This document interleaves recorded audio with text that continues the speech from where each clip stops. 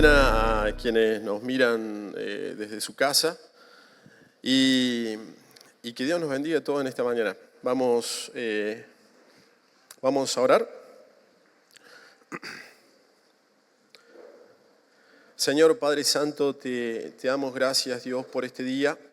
Te damos gracias, Señor, porque creemos, Señor, en tu palabra y sabemos que dice que tu misericordia se renueva en cada mañana, Dios. Y necesitamos, Dios, hoy de tu misericordia, de tu gracia, Dios. Necesitamos que tú nos hables, que nos enseñes, Señor, que nos instruyas, que nos muestres el camino, Señor, el que debemos andar, Padre. Ayúdanos, Señor, que tu palabra, Padre, pueda darnos claridad, pueda discernir, Señor, separar las intenciones de nuestro corazón, de nuestros pensamientos, Dios.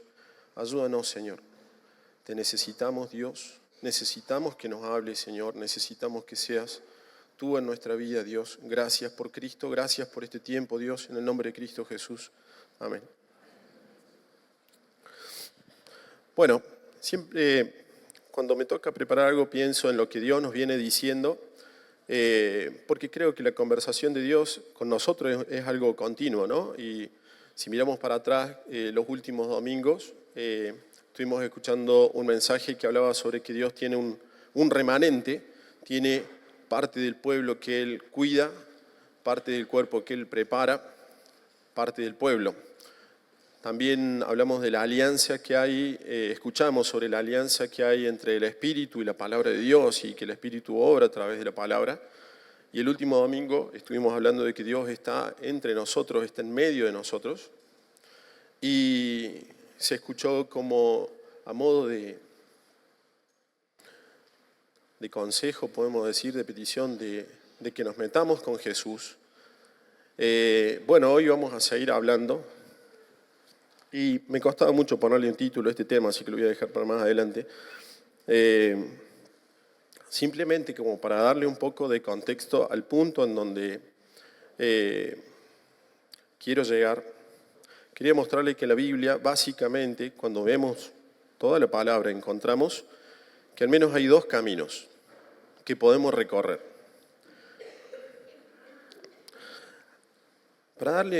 Para hacerlo más claro, porque siempre pienso y digo, bueno, no quiero que Dios me dé la sabiduría, que ninguno se pierda y que todos entiendan lo que uno está tratando de decir. La Biblia dice que todo lo que nosotros vemos proviene de lo que no se ve. Esto lo dice Hebreos. Que nosotros creemos que el mundo fue hecho por la palabra de Dios y todo lo que nosotros vemos proviene de lo que no se ve. Y creemos, por lo que dice Génesis, que Dios fue quien creó todo el mundo y todo lo que nosotros podemos ver y tocar. Y que el hombre, como creación especial de Dios, fue creado como en un diálogo, como en lo que nosotros le decimos como en el seno trinitario. Dios parece que se hubiese puesto de acuerdo entre el Espíritu, el Hijo, el Padre, y dijeron, bueno, vamos a hacer al hombre a nuestra imagen y semejanza. Por lo tanto, podemos concluir que todo lo que nosotros hoy vemos tiene una articulación y tiene una implicancia espiritual. Y todo lo que sucede de manera espiritual tiene una manifestación física o una manifestación externa.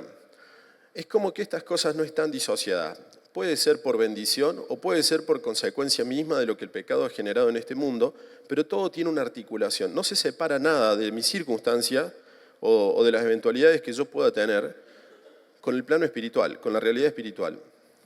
¿Me siguen con esto? ¿Se entiende? Bien. Esto a veces tiene que llevarnos a hacer un par de preguntas, porque puede ser que muchas de las circunstancias que nosotros tengamos, quizás no las estemos pensando o no las estemos viendo, como que puede tener algo que ver con lo que Dios quiere hacer o con lo que Dios quiere corregir o con lo que Dios quiere cambiar. Podemos pensarlo como si fuera una circunstancia aislada, como mala suerte. Me pasó esto y no sé por qué. Y las preguntas nos llevan generalmente a buscar una respuesta en nuestra propia realidad o en nuestro propio plano, a ver quién tiene la culpa. Sin embargo, la Biblia nos enseña que todo lo que acontece tiene un origen espiritual.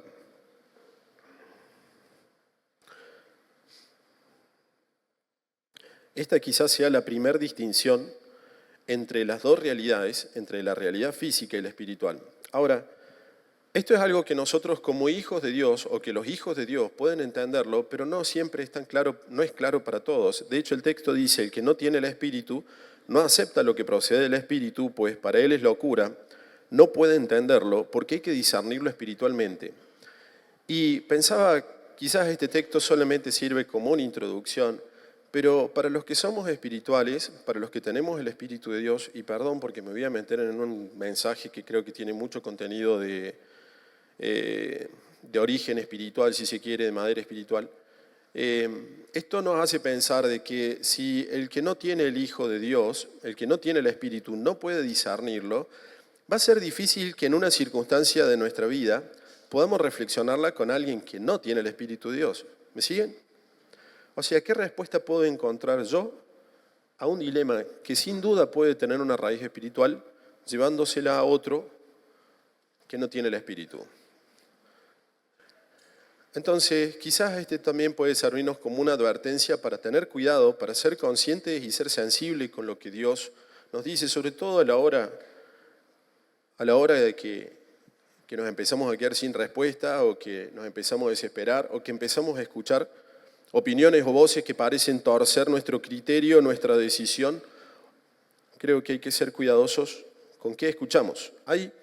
Otra vez la Biblia empieza a hablar, además de estas dos realidades, habla de que nosotros tenemos, el hombre en sí, tiene dos naturalezas, una de las cuales nacemos, que dice que esta naturaleza la heredamos de Adán, esta naturaleza caída, esta naturaleza pecaminosa que forma parte de nuestro cuerpo, de nuestra alma, que es algo que, si se quiere, de alguna manera nosotros no lo podíamos controlar. Dice que consecuencia del pecado nuestro cuerpo se llenó de malos deseos, de malos pensamientos, nos volvimos egoístas, nos volvimos violentos. Todo en cuanto a lo que nos genera un opuesto a Dios, comenzó a habitar en nosotros como consecuencia del pecado. Y esto forma parte de nosotros. A veces creo que puede solaparse o puede disimularse porque este cuerpo del cual todos tenemos parece que pudiese como adiestrarse o entrenarse.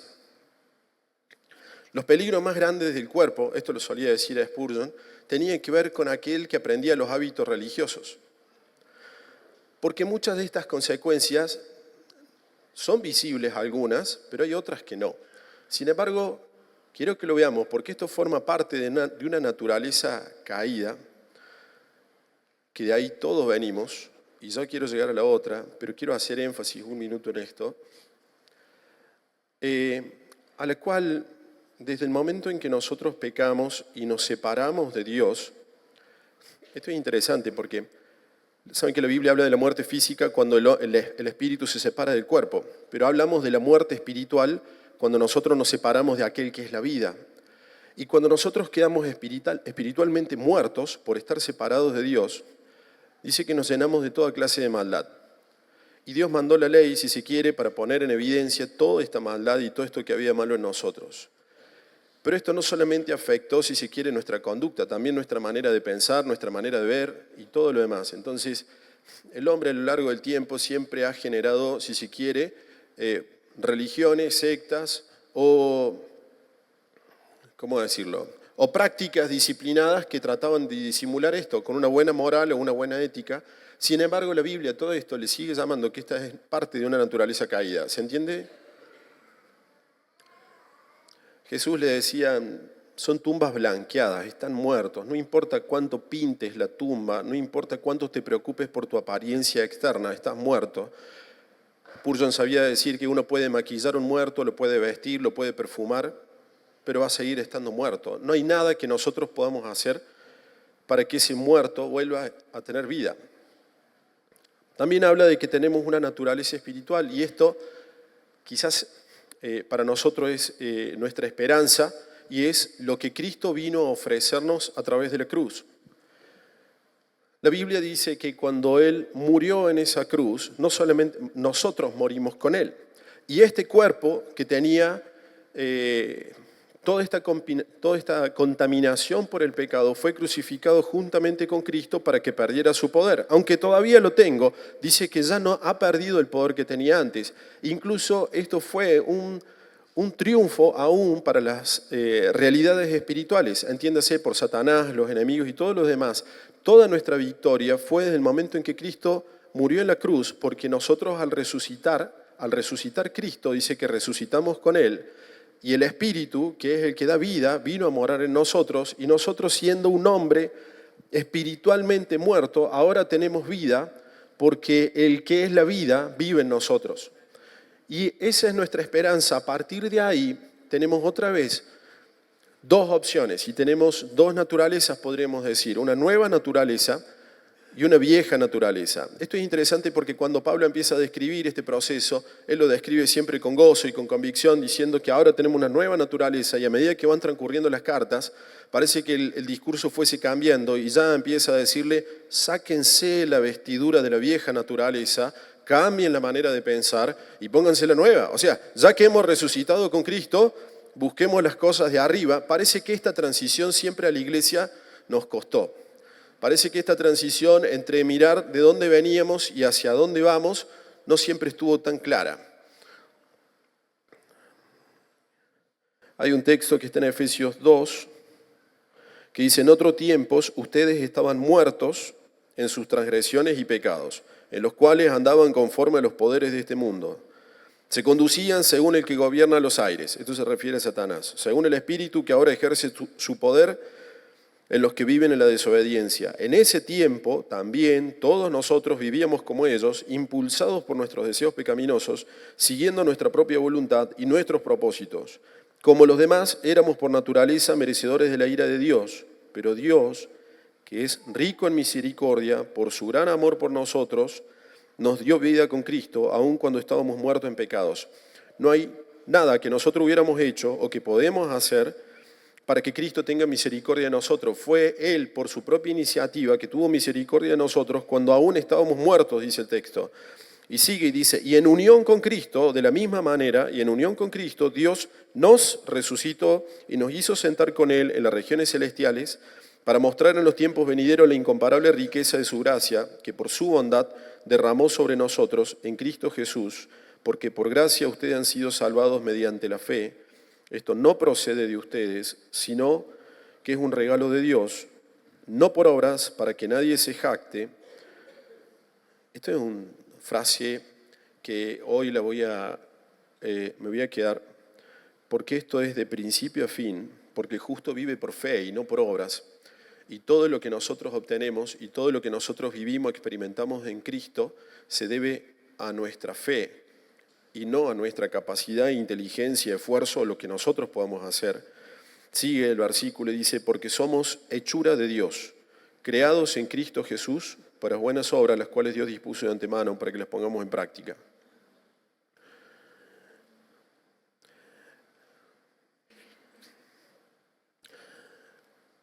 En cuanto, sé que solamente de este punto podríamos quedarnos y se podría hacer un mensaje de lo que dice ahí, pero quería quedarme con con la idea principal o con lo más importante de entender de esto, de que tenemos dos naturalezas.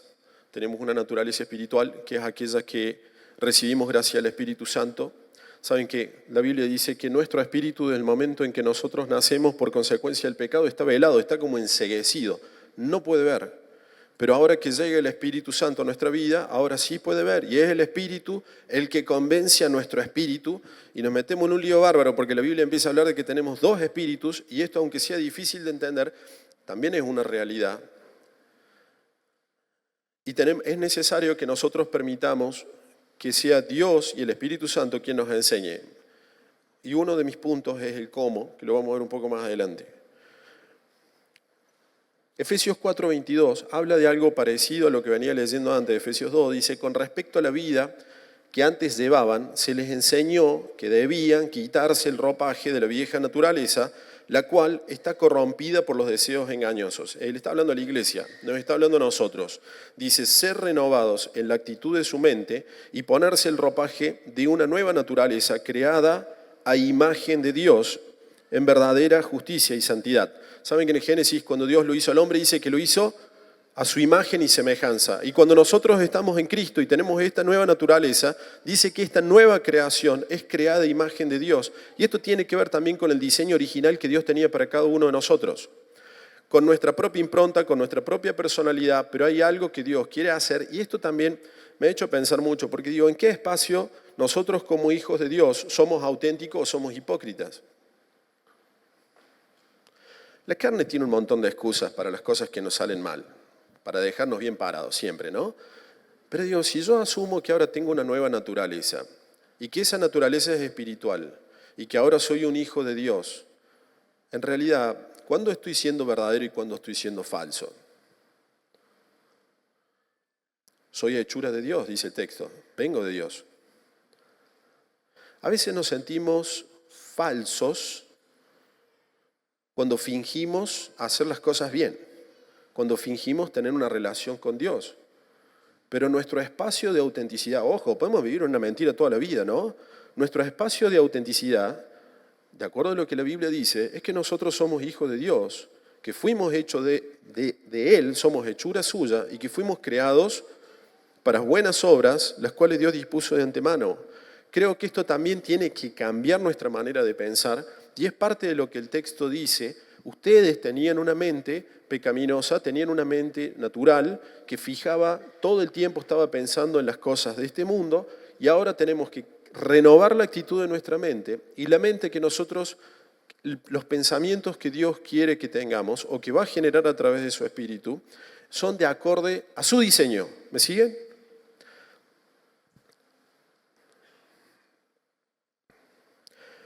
Dice, los que viven conforme a la carne, le sigue hablando a la iglesia, los que viven conforme a la carne fijan la mente en los deseos de la carne.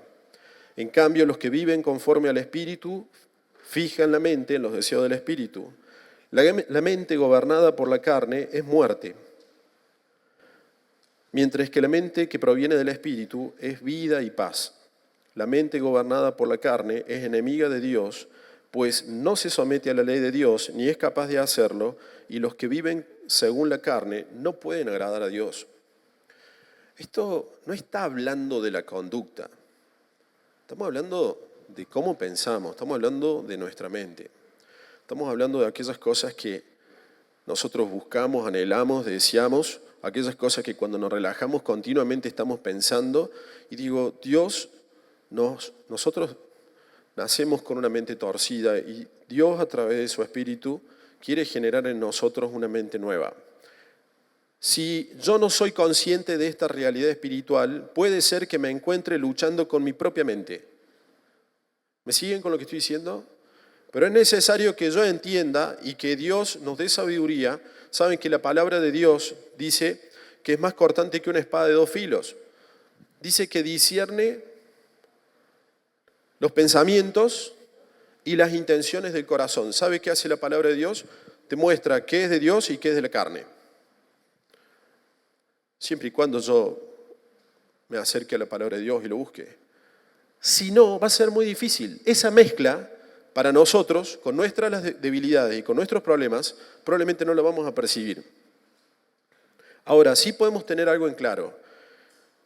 Que con una mente carnal, una mente que está pensando en su propia exaltación, en su propia gloria, en que quiere tener la razón, en que quiere la autoafirmación, en que necesita resolver sus miedos y sus inseguridades personales, y una mente que está arraigada con los problemas propios de la carne y del mundo, dice que no puede agradar a Dios. No importa dónde lo pongas, no importa si está sirviendo en toda la actividad de la iglesia. Dice que una mente así no puede agradar a Dios. Y lo digo esto porque sabemos que la carne también se puede entrenar. De hecho, hay algunas religiones, por decirlo de alguna manera, que ni siquiera son cristianas y tienen hábitos que son mucho más rigurosos que los nuestros. La diferencia entre un hijo de Dios y aquel que no lo es no tiene que ver con la conducta, sino con Cristo. Ahí también la Biblia nos enseña que hay dos clases de sabiduría. Dice que hay una sabiduría, dice, ¿quién es sabio y entendido entre ustedes? Que lo demuestre con su buena conducta mediante obras hechas con humildad que da la sabiduría, pero si ustedes tienen envidias amargas, rivalidades en el corazón, dejen de presumir y de faltar a la verdad. Esa no es la sabiduría que desciende del cielo, sino que es terrenal, no espiritual y demoníaca, porque donde hay envidia, rivalidades, también hay confusión y toda clase de acciones malvadas. En cambio, la sabiduría que desciende del cielo es ante toda pura, además pacífica, respetuosa, dócil, llena de compasión y de buenos frutos, imparcial y sincera. En fin, el fruto de la justicia se siembra en la paz para los que hacen la paz. Esto está en Santiago. Este texto me hace pensar mucho porque los dos tienen el aspecto de sabiduría. ¿Saben qué? Muchas veces, la otra vez me ponía a pensar, digo, ya llevo, qué sé yo, como 30 años en el camino del Señor y me ha tocado ver esto en la iglesia, también lo he visto fuera de la iglesia, pero particularmente me ha llamado la atención cómo hermanos con 5 puñados de versículos cada uno, con muy buenos argumentos, se pelean, discuten, se separan, se dividen, y hay buenos argumentos, y quizás hay buenas intenciones. Pero el texto acá otra vez vuelve a dividir lo mismo, y vuelve a dividir siempre en lo mismo, y va a dividir en aquellas cosas que vienen de la carne, o de nuestro cuerpo, o de nuestra alma, con aquellas cosas que vienen del espíritu. Pueden tener la apariencia, pueden tener el argumento, pero hay algo que dice acá. Dice, es pura, pacífica, respetuosa, dócil, llena de compasión. Saben que mientras nosotros quizás, porque es propio, porque vivimos y crecimos en un sistema que está atravesado por nuestro trabajo, nuestras instituciones educativas y todo lo demás, generalmente se ponderan los resultados, se pondera el proceso, pero el cómo, muchas veces se queda relegado. Y la distinción que hace Santiago es sobre este cómo. Y voy a decir otra vez lo mismo, que aquel que tiene una mentalidad en la carne no puede agradar a Dios, y que aquellas cosas que vienen de la carne Dios no las acepta, por más que tengan la apariencia de ser inteligentes. Y me voy a meter en este último punto que tiene que ver con otra vez esta división que en la Biblia es continua y de muchas maneras, si se quiere, que es sobre el tema de la tristeza. Y esta va a ser mi introducción al punto que quería traer hoy. La Biblia dice que hay 2 clases de tristeza o angustias. Dice, sin embargo, dice, ahora me alegro, no porque se hayan entristecido, sino porque su tristeza los llevó al arrepentimiento. Ustedes se arrepintieron tal como Dios lo quiere, de modo que nosotros de ninguna manera los hemos perjudicado. La tristeza que proviene de Dios produce arrepentimiento que lleva a la salvación, de la cual no hay que arrepentirse, mientras que la tristeza del mundo produce la muerte. Fíjense qué interesante, porque él dice que la tristeza que produce este mundo genera ansiedad, genera preocupación, genera depresión, dice que genera muerte. La tristeza que produce este mundo nos separa de Dios, mientras que la tristeza que genera Dios o que genera el Espíritu nos corrige, nos endereza, nos acomoda. Se me vienen a la cabeza 2 ejemplos de esto. La Biblia nos cuenta de una historia de un hombre que se llamaba Nehemías, que era copero del rey, que dice que al enterarse que Jerusalén estaba en ruinas, y que no solamente era una ruina porque estaban las murallas caídas, sino porque espiritualmente estaba en ruinas, el sumo sacerdote vivía con otro hombre y era todo un desastre lo que estaba pasando ahí. Al escuchar todo esto, dice que él se quebrantó, oró y ayunó. El texto sigue diciendo que también lloraba y se angustió hasta el llanto y lo hacía día y noche. Y esto es interesante porque parece, no estoy hablando de un sacerdote, ni un profeta, ni una personalidad que era religiosamente conocida. Él escucha, ve una realidad y el impacto espiritual que le genera en él es que se angustia tanto que él, siendo copero del rey, eran los que probaban el vino antes que el rey lo tome, eran casi un personal descartable, siendo el copero del rey, el rey le dice, ¿por qué estás tan triste?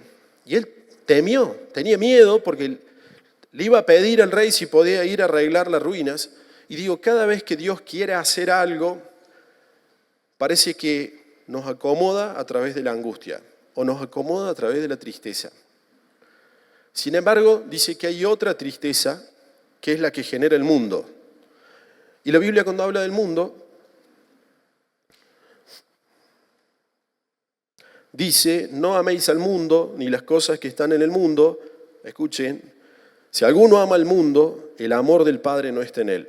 Porque todo lo que hay en el mundo, los deseos de la carne, los deseos de los ojos y la vanagloria de la vida, no proviene del Padre, sino del mundo. Y el mundo pasa y sus deseos, pero el que hace la voluntad de Dios permanece para siempre. Juan resume al mundo diciendo, tiene que ver con los deseos de la carne, tiene que ver con nuestros impulsos, tiene que ver con nuestros deseos sexuales, tiene que ver con todo lo que el mundo como sistema genera presión sobre nosotros, tiene que ver también con los deseos de los ojos, tiene que ver también con lo material, tiene que ver también con la vanagloria de la vida, que se refiere al poder, a la autoafirmación, al sentirse reconocido, todo lo que el mundo propone a la carta y nos presiona como si ese fuese el objetivo en nuestra vida, dice que no tiene nada que ver con el Padre. Es más, dice que si alguno se hace amigo del mundo y persigue estas cosas en la vida, se vuelve enemigo de Dios, enemigo del propósito de Dios. Ahora sabemos que estas cosas, de acuerdo a lo que dice el texto, generan en nosotros angustia, estrés, ansiedad. Ahora dice, eso no viene de Dios. Y eso produce muerte. A lo que se refiere eso, esto nos separa de Dios. Sigo generando contexto. Santiago dice, ¿de dónde surgen las guerras y los conflictos entre ustedes? ¿No es precisamente de las pasiones que luchan dentro de ustedes mismos? Ahí dice, el problema que tenés no es una lucha que vos tenés con vos mismo. ¿No tiene que ver con esta mentalidad en donde tiene tanta confusión que todo se mezcla? ¿La lucha está entre ustedes o la tienen dentro de ustedes mismos? Santiago dice, la lucha la tienen dentro de ustedes mismos. Desean algo y no lo consiguen. Matan y sienten envidia y no pueden obtener lo que quieren. Riñen y hacen la guerra. No tienen porque no piden. Esto también me hizo pensar, porque digo, si en nuestra vida está gobernando el mundo,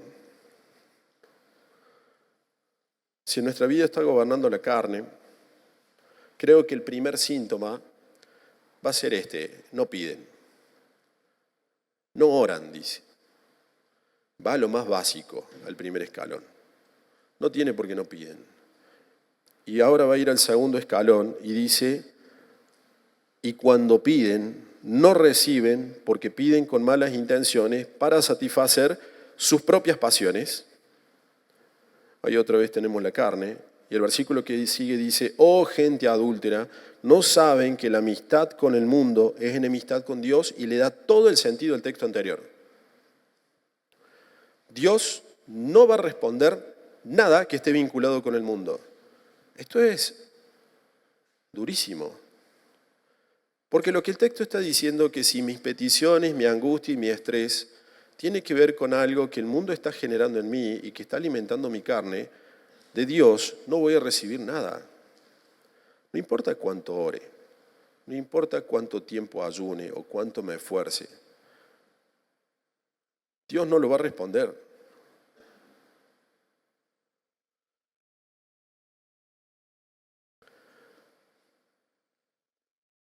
Saben, me hacía pensar mucho esto porque estamos atravesando, si se quiere, los últimos tiempos en donde sabemos que la iglesia padece, si se quiere, y tiene que soportar todo el tiempo una presión humanista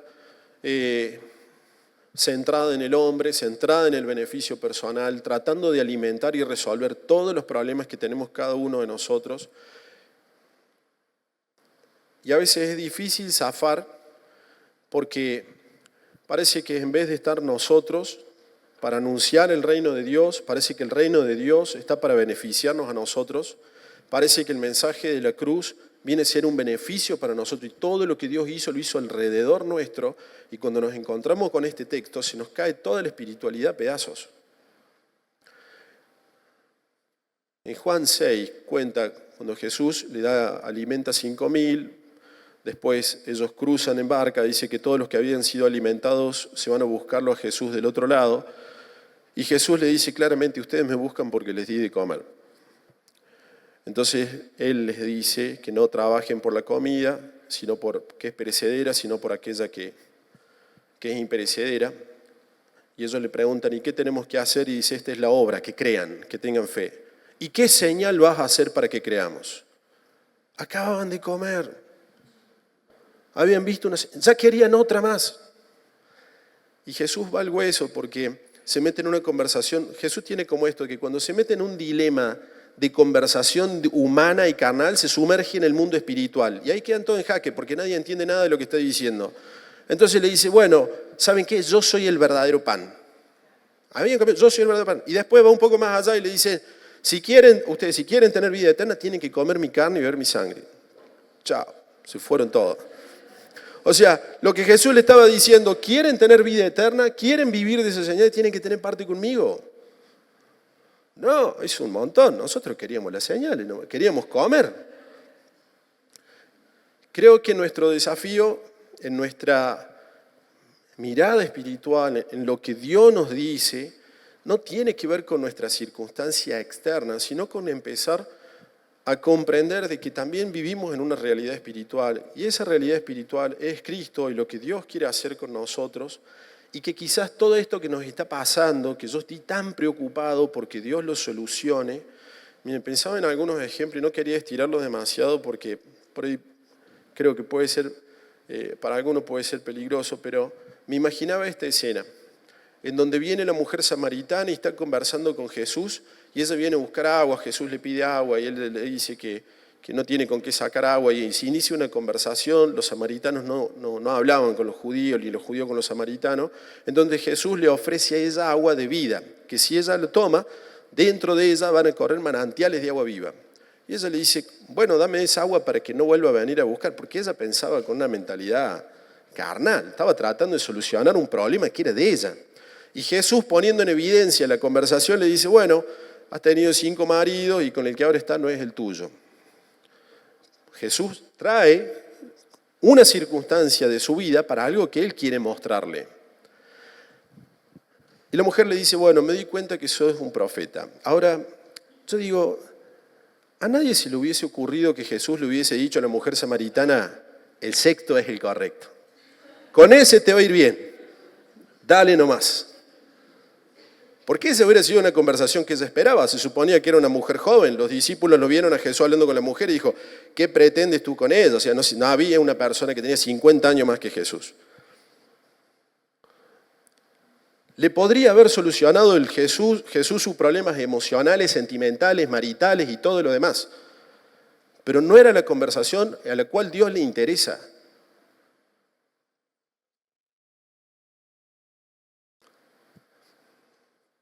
Cuando el joven rico se acercó a Jesús con la pregunta, ¿qué tengo que hacer para heredar la vida eterna? Y eso lo hemos conversado, lo hemos escuchado en otro momento, en donde él va a la persona correcta, con la inquietud correcta, quizás con la pregunta equivocada, y Jesús le dice qué es lo que él tiene que hacer. Básicamente Jesús le está diciendo, mira, si querés tener la vida eterna, el mundo no entra acá.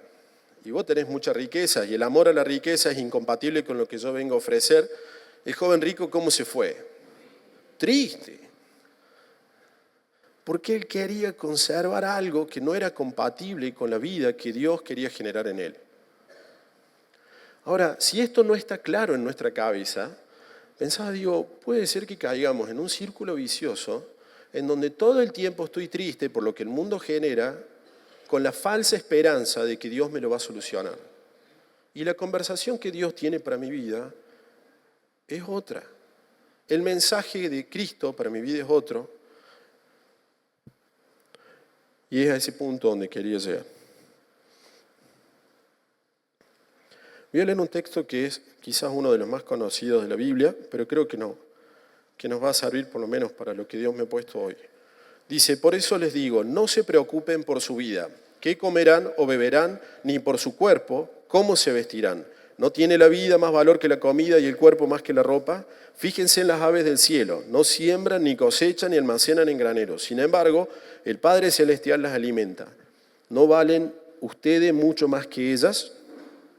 ¿Quién de ustedes, por mucho que se preocupe, puede añadir una sola hora al curso de su vida? ¿Y por qué se preocupan por la ropa? Observen cómo crecen los lirios del campo, no trabajan ni hilan. Sin embargo, les digo que ni siquiera Salomón, con todo su esplendor, se vestía como uno de ellos. Si así viste Dios a la hierba del campo, que hoy a la hierba que hoy está en el campo y mañana es arrojada al horno, ¿no hará mucho más por ustedes, gente de poca fe? Así que no se preocupen diciendo qué comeremos, qué beberemos o con qué nos vestiremos. Los paganos andan tras estas cosas, pero su Padre Celestial sabe que ustedes las necesitan. Más bien, busquen primeramente el reino de Dios y su justicia, entonces todas estas cosas les serán añadidas. Sí, esto está en Mateo 6, 25 al 33. Lo que Jesús comienza en esta enseñanza a hacer no es una sugerencia. Traten de no preocuparse demasiado. No dice eso el texto. Tampoco dice, a ver, ¿cómo lo puedo traer? Ni siquiera es un consejo. Si es posible, no se preocupen por estas cosas. El texto comienza con una afirmación y dice, no se preocupen. Lo cual ya es todo un desafío, porque ¿cómo hacemos para no preocuparnos? Y lo pone más difícil porque todavía dice, no se preocupen por su vida. Y nos metemos todavía en una cuestión más grande, pero es interesante porque si vamos viendo cómo es la evolución de la enseñanza de Jesús, Él va a decir, no se preocupen por su vida, qué van a comer, qué van a beber, y los pone a pensar. Lloyd Jones decía que la fe esencialmente es pensamiento más Dios, se lo resumo la idea. Él decía, los pone a pensar y dice, fíjense, a ver, yo sé que ustedes tienen preocupaciones, sé que tienen problemas, pero vamos a pensar juntos. Miren las flores. Ustedes están preocupados cómo se visten. Miren las flores y miren cómo las viste Dios. ¿Vieron? Si así Dios viste la flor que hoy está en el campo y mañana está tirada en el fuego, ¿cuánto no más va a hacer por ustedes? Fíjense en las aves. ¿Vieron las aves? Bien. Hay otro texto en donde Jesús le dice, si su hijo le pide pan, ustedes no le van a dar una piedra, o si le pide pescado, no le van a dar una serpiente.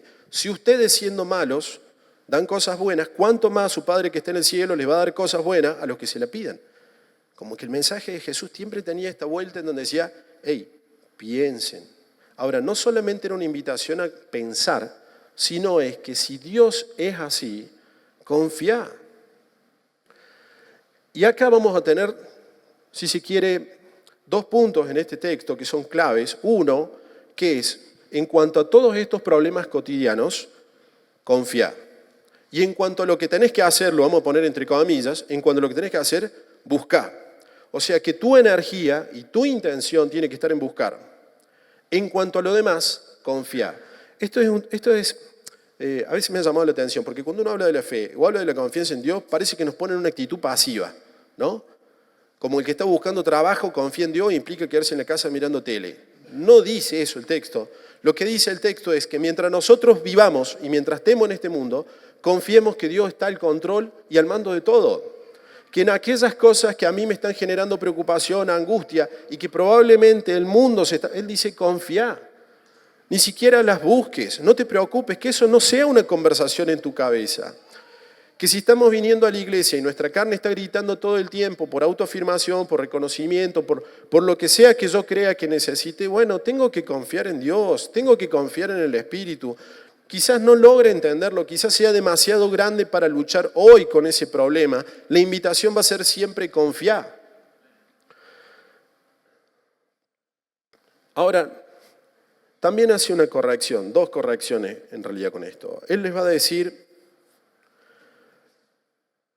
dice, no hará mucho más por ustedes, gente de poca fe, y va a meter otro ítem en el texto, otro punto en la enseñanza, que tiene que ver con nuestra fe y tiene que ver con la confianza. Y lo que va a decir después es, dice, los paganos andan tras todas estas cosas, pero tu Padre Celestial sabe que ustedes las necesitan. Más bien, busquen primeramente el reino de Dios y su justicia. Para Cristo el problema de la preocupación era un problema de fe. Podemos volver, si quieren, puntos atrás todas las veces que quieran. Y le voy a decir, si vamos con todas estas preocupaciones a Dios y le decimos que... Y yo digo, miren, anoté algunos textos porque también esto me hace pensar, dice, Efesios también habla de este tema y dice, no se preocupen por nada, más bien en toda ocasión, con oración y ruego, presenten sus peticiones y denle gracias. Y la paz de Dios, que sobrepasa todo entendimiento, cuidará de sus corazones y sus pensamientos en Cristo Jesús. También en 1 Pedro 5:7 dice, depositen todas sus ansiedades en Dios. Y yo veo esos textos y generalmente me los han enseñado a veces mal, porque cuando dice toda preocupación, parece que si mi preocupación es que yo quiero ser millonario, puedo ir a Dios y decirle, Dios, yo quiero esto. Y parece que Dios está ahí, no me responde, y estamos en una lucha, a ver si es más cuestión de ofrenda, no sé qué problema tengo. ¡Ey!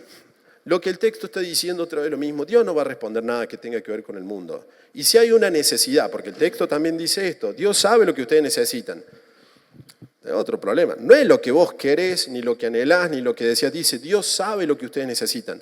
Parece que Dios tiene que limpiar toda nuestra cabeza, tiene que limpiar toda nuestra conversación para dejar el último punto, que sea, si se quiere, el más importante, que es busquen el reino de Dios y su justicia. Y lo quiero simplificar porque el reino de Dios puede ser otro gran tema. Cuando en este contexto Jesús se refiere a busquen el reino de Dios, podemos decir que está diciendo busquen el reinado de Cristo en su vida. Busquen que Cristo sea quien gobierne en su vida. Busquen que sea Dios quien esté dirigiendo sus pasos. Busquen que sea Dios quien transforme su vida. Es ahí en donde tiene que estar tu foco. Es ahí donde tiene que estar tu atención, tu energía. No en las preocupaciones o en los problemas que tenés, pero cada vez parece que son más. Entonces te necesitamos confiar más.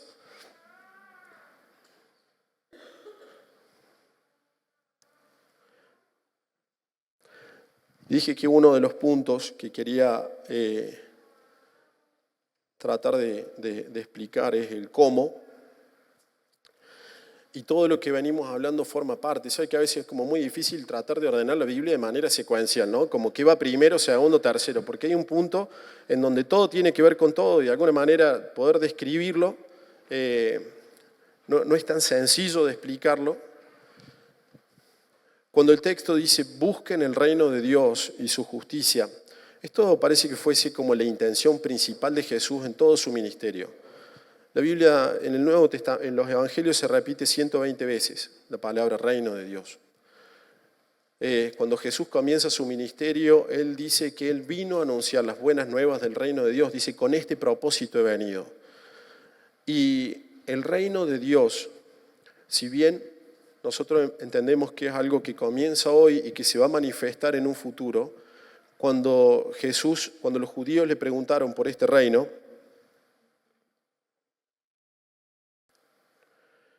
Jesús le dijo, dense cuenta que el reino de Dios está entre ustedes, refiriéndose a que el rey estaba ahí y que ya había comenzado. Refiriéndose al reino de Dios, dijo un montón de parábolas. Una de esas fue la de la semilla de la mostaza, la semilla más chiquita. Todo comenzó con un hombre, todo comenzó con alguien, todo comenzó con Cristo y después se expande. Esa parte de expansión de la semilla de mostaza, esa expansión de la levadura tiene que ver con el Espíritu en nosotros. Poder entender que nosotros somos parte del reino de Dios a través del Espíritu es lo que le da propósito y sentido a todo lo que vengo diciendo antes. Ahora, Jesús enseñó algo sobre esto. Él le dijo, dichosos los pobres en espíritu, porque el reino de los cielos les pertenece. ¿Y a qué espíritu se refiere? Al nuestro. Y no dice al pobre de espíritu, porque ese podría ser el tímido, el inseguro, el no sé si tiene algún problema emocional, sino que dice que cuando tu espíritu, no el espíritu de Dios, cuando tu espíritu es pobre, es dependiente, cuando tu espíritu es quebrantable, cuando tu espíritu está humillado, entonces el reino de Dios les pertenece. ¿Tiene sentido el texto? Por supuesto. Porque cuando nuestro espíritu es pobre, entonces el espíritu de Dios es fuerte. Y Pablo decía, cuando soy débil, en realidad soy fuerte. Porque el que se fortalece es Cristo en mi vida. Esa relación de fe o esa relación de dependencia es a la que Cristo se refirió cuando habló de la higuera, de la parábola de la higuera, en donde Él dice que Él es la vid y nosotros somos los pámpanos. Y si fuera de mí, ustedes no pueden hacer nada. Eso va a decir, podemos hacer un montón de cosas fuera de Jesús. Sí, pero que venga del Espíritu, no. Y todo lo que nosotros sembramos en la carne, dice la Biblia, que cosechamos para destrucción. Si vemos nuestra vida espiritual, nuestra historia espiritual, que comenzó incluso desde antes, que dice que Dios ya nos conocía desde el vientre de nuestra madre. Tiene un propósito y tiene un sentido con todo lo que nos ocurre. Hay veces que no es fácil y tiene que ver con cómo Dios trabaja en nuestra vida. Y yo les dije que uno de los puntos principales en toda la Biblia sobre esto es la confianza y es la fe. Y una de las herramientas que Dios tiene para trabajar en nuestra vida de fe es la prueba. Y Dios dice que nos pone en situaciones en donde la carne queda totalmente destruida y no sabe qué hacer para que en ese momento nosotros aprendamos a confiar en Dios. Y que el momento de pasarla a la prueba no es lindo, pero sabemos que da fruto y como fruto da fe. Yo pensaba, esto es como el antitestimonio, ¿no? Fíjense, porque, he visto un montón de veces, no acá, gracias a Dios todavía no he visto, personas que vienen a dar testimonio de que estaban en una situación A, oraron y ahora están en una situación B. Y la situación B implica beneficio de todo lo que vos quieras. Y pensaba en cómo Dios opera en la Biblia y cuando Él quiere tomar algo, quiere tomar a alguien y trabajar en su vida, en general lo prueba, lo quebranta, lo humilla, lo pone en una situación en donde no la va a poder resolver, porque no tiene que ver con que Dios quiere castigar a esa persona, sino con que Dios quiere empobrecer el espíritu de esa persona, nuestro espíritu. Él quiere generar tanta dependencia en nosotros que nosotros podemos ver a Dios y decir, no tengo nada más. Es ahí en donde hay un vaso útil. Es ahí donde Dios dijo, tráeme Nehemías, ese me sirve. Los sumos sacerdotes, no, ese. Isaías lo dice.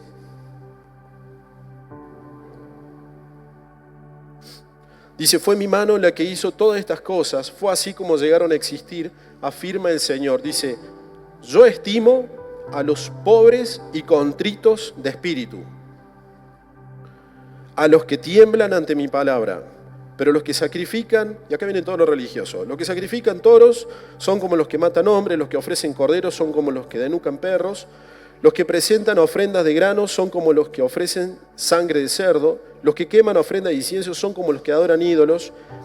Fíjense lo que va a decir ahora, dice, ellos han escogido sus propios caminos y se deleitan en sus abominaciones, pues yo también escogeré aflicción para ellos y enviaré sobre ellos lo que tanto temen, porque nadie respondió cuando llamé, cuando hablé nadie escuchó, más bien hicieron lo que me ofende y optaron por lo que no me agrada.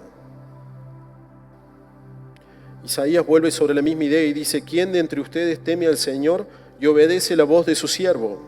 Aunque camine en la oscuridad y sin un rayo de luz, que confíe en el nombre del Señor y dependa de su Dios. Pero ustedes que encienden fuegos y preparan antorchas encendidas, caminen a la luz de su propio fuego y de las antorchas que han encendido. Y esto es lo que ustedes recibirán de mi mano. En medio de tormentos quedarán tendidos. Es durísimo el texto. Está hablando de nosotros. Todo el tiempo nosotros tenemos la opción de mirar a Cristo o elegir nuestro propio camino.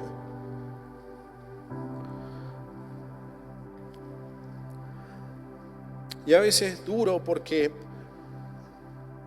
veo que la iglesia no va a madurar y no va a salir de la torpeza o de la insensatez espiritual hasta que entienda cuál es el propósito, hasta que deje de lado todas estas cosas de niños, hasta que asuma cuál es su identidad en Cristo.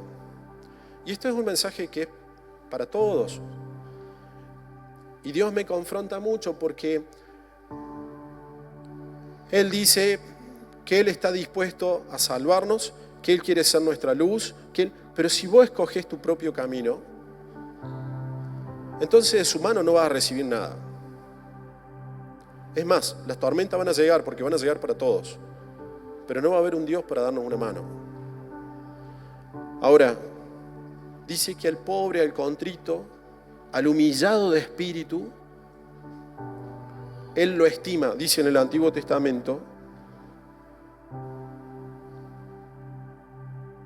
Jesús dijo que de ellos son el reino de Dios.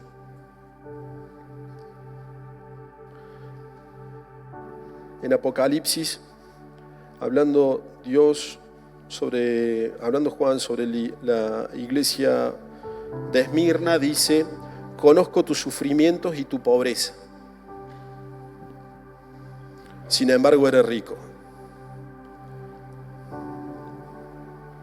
Cómo el que sufría era pobre y Dios lo considera rico.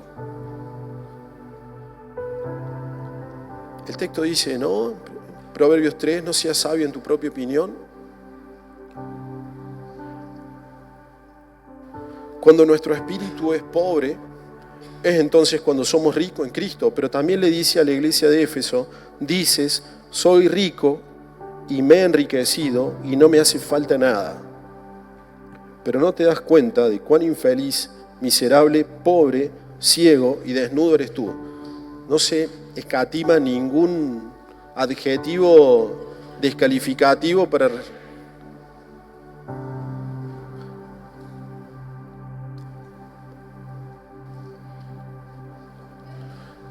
¿Está bien?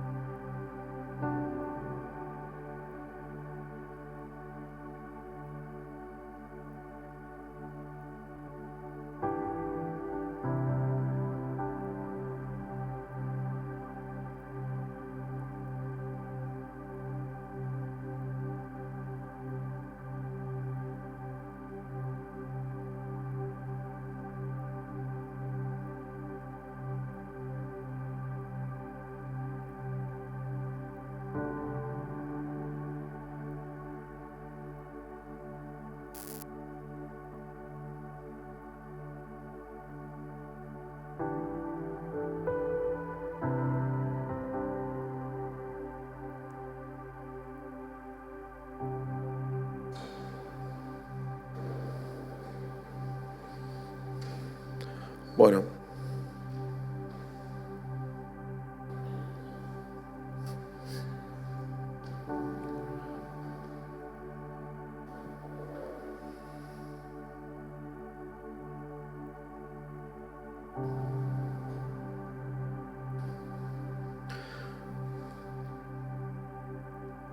También. Bueno. Justo se descompuso una hermana, por eso hicimos una pausa.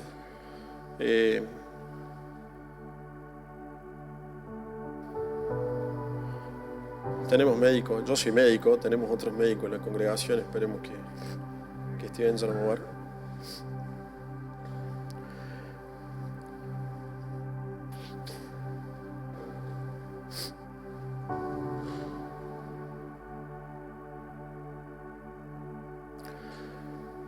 El requisito para que nosotros podamos experimentar el reino de Dios es la pobreza de nuestro espíritu.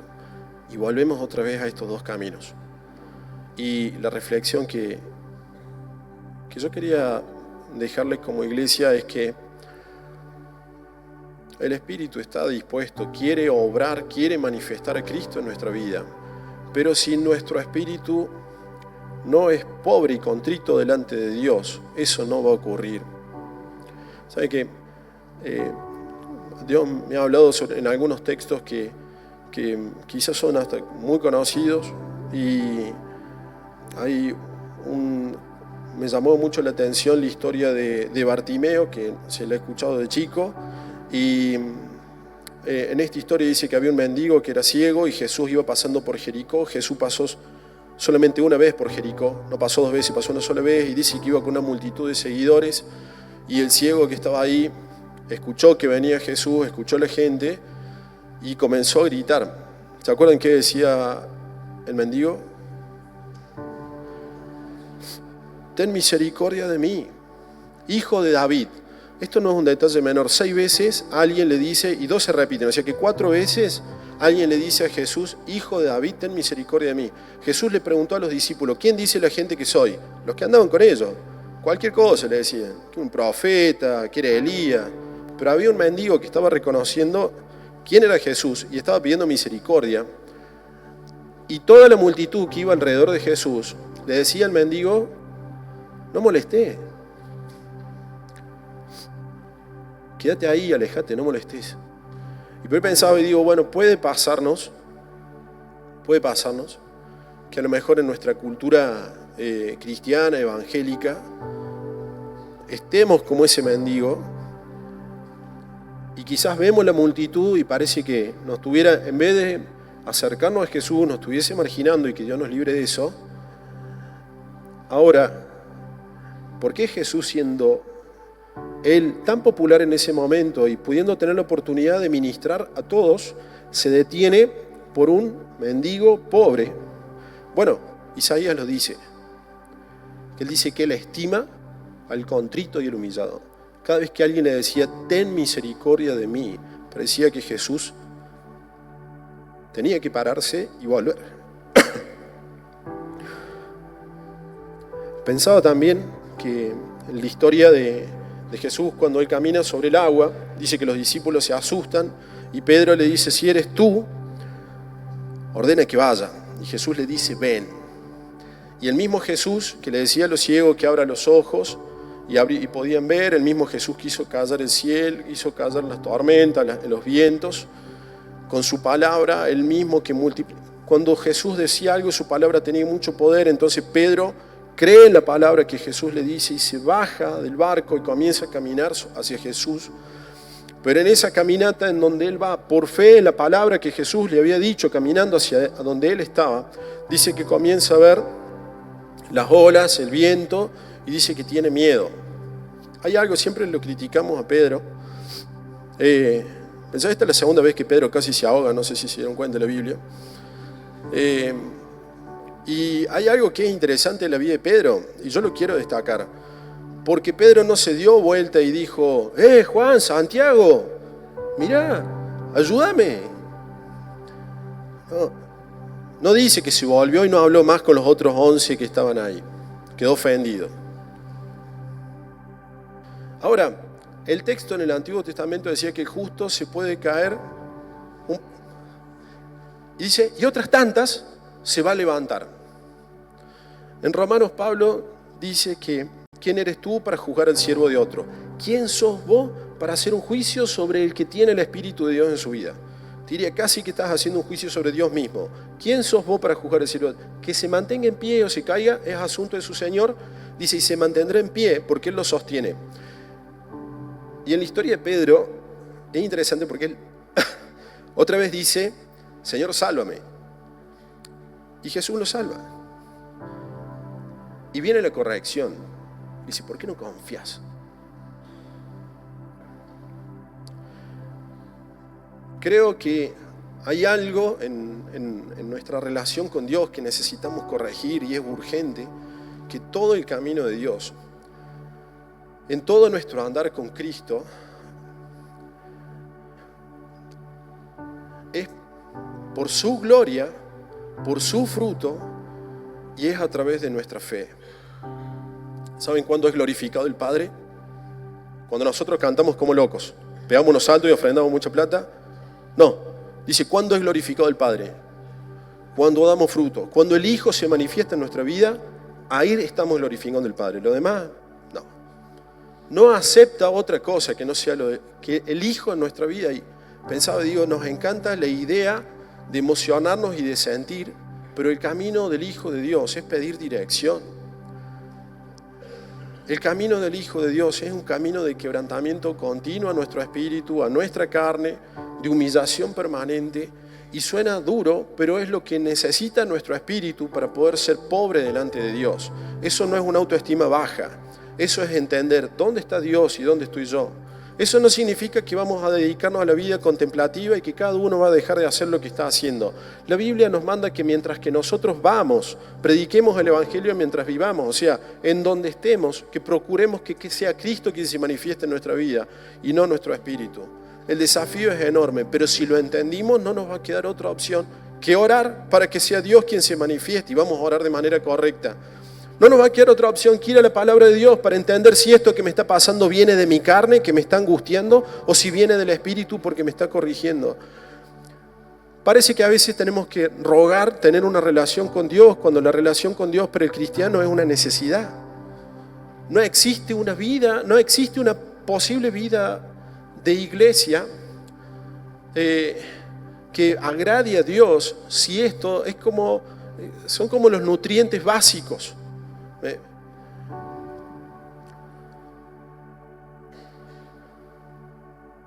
Toda la Biblia tiene la misma idea. Pensaba, el domingo pasado terminaron con un texto de Sofonías.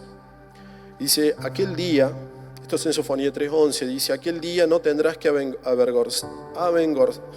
avergonzarte más por todas tus rebeliones contra mí, porque quitaré de en medio de ti a esa gente altanera y jactanciosa. Y así nunca más volverás a ser arrogante en mi santo monte. El texto dice, humíllate ante Dios y Él te exaltará. ¿Y cuál es la exaltación que nosotros vamos a recibir? Escuché de alguno que era llenar estadio, no sé qué cosas quería hacer. ¿Cuál es la exaltación del hombre? ¡Hey! Que Cristo se manifieste en tu vida, no hay otra cosa.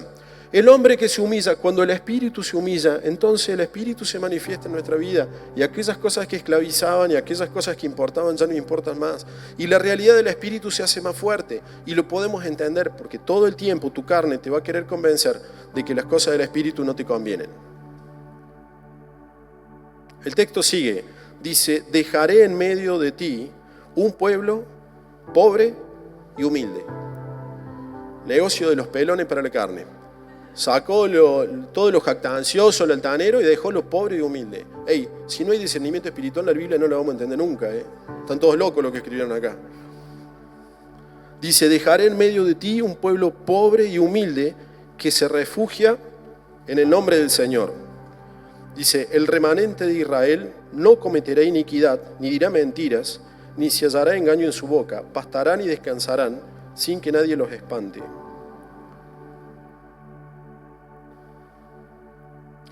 El versículo 15 dice, el Señor te ha levantado del castigo, ha puesto en retirada a tus enemigos, el Señor Rey de Israel está en medio de ti.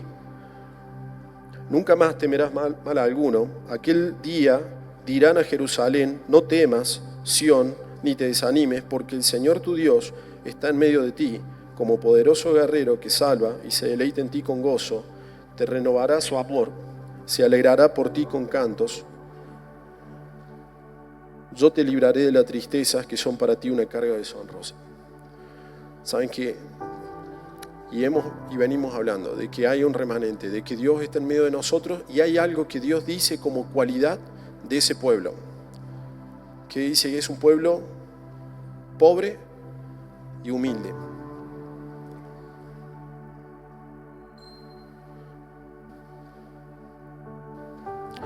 Yo quiero orar y quiero pedirle a Dios que si Dios le ha hablado a alguien, le ha hecho sentido algo de lo que hemos escuchado hoy, podemos pedirle a Dios que nos ayude a ser pobres.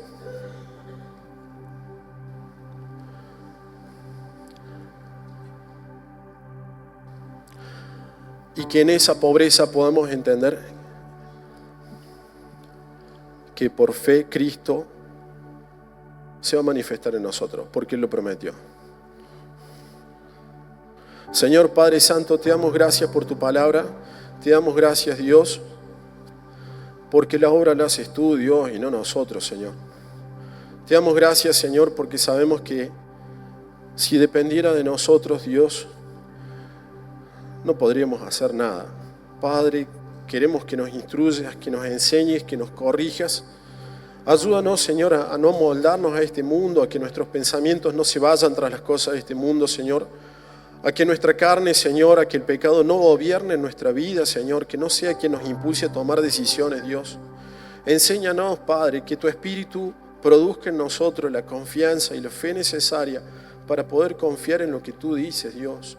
Que cuando se levante el viento y las olas sacudan de un lado a otro, Dios, podamos, Señor, quebrantarnos ante ti y pedirte a ti, Señor, que nos salves, Dios.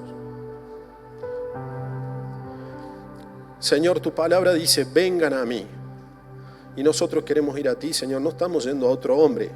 No estamos yendo tras una idea o un discurso cristiano, Dios. Queremos ir a ti, Señor.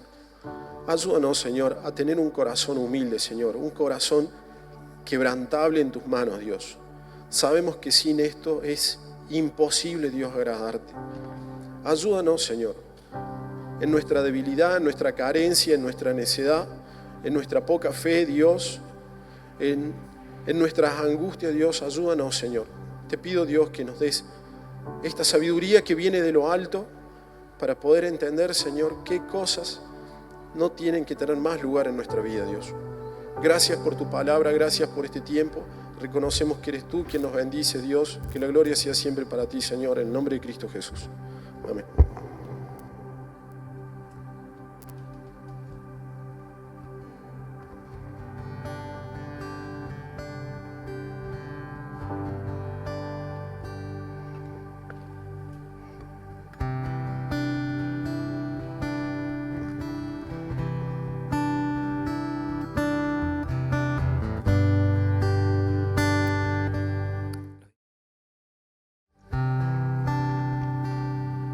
Adoramos a nuestro Dios.